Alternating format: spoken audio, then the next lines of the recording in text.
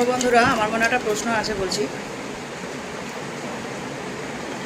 এই যে অন্নপূর্ণা ভাণ্ডার আজকে আমাদের পাড়াতে এসেছিল, যে অন্নপূর্ণা ভাণ্ডার সম্পর্কে কিছু জানার হলেও প্লিজ নিচে নেমে আসুন।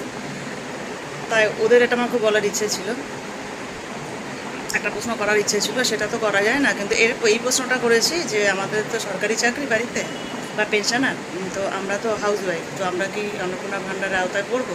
তখন ওনারা বললেন যে সেটা বলতে পারবো না। যাই হোক, ওরা চলে গেল। কিন্তু আমার প্রশ্ন আছে, আমার প্রশ্নটা হচ্ছে যে আমাদের বাড়িতে যে সরকারি চাকরি রয়েছে বা পেনশনার হোক বা বর্তমানে সার্ভিস করছে, যাই হোক না কেন, আরে বাবা, আমরা তো হাউস ওয়াইফ, আমরা তো আর কিছু করছি না, আমরা তো সরকারি চাকরি করি না। তা আমাদের একটাই বক্তব্য, আমাদের অন্নপূর্ণা ভাণ্ডারে ৩,০০০ টাকা দরকার নেই।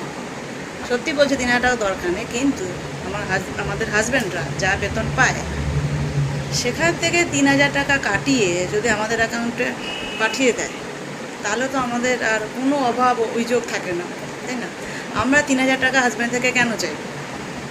আমাদের অধিকার, আমাদের দাবি, ঠিক আছে? আর এটা যদি অন্নপূর্ণা ভাণ্ডার করতো, ভীষণ ভালো হতো। টাকাটা চাইতে হতো না, মানে সসম্মানে টাকাটা আমাদের অ্যাকাউন্টে যেন ঢুকে যায় ভাই। আমি ওটাই বলছি, অন্নপূর্ণা ভাণ্ডার আমাদের একটুখানি এই উপকারটা করে দাও। আমরা পাবো না মনে হচ্ছে, এই আওতা তো আমরা পাবো না, তো আমাদের যদি এই উপকারটা করে আমরা খুব বেঁচে যাই ভাই।